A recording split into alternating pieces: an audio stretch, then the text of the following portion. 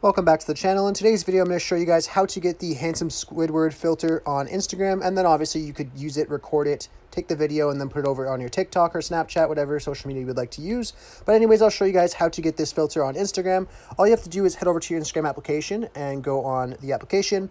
And then you want to go to your Discover page and just go to the top search bar. You just want to search this account called Jhony August, so Jhony August.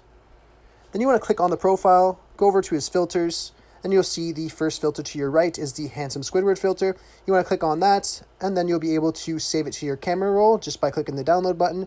Then it'll be saved to your camera roll, so you're able to go make a video for it and then put it wherever you would like to. I hope I was helpful with helping you guys find this filter. If this was helpful, be sure to leave a like on the video and subscribe for more. Thanks for watching.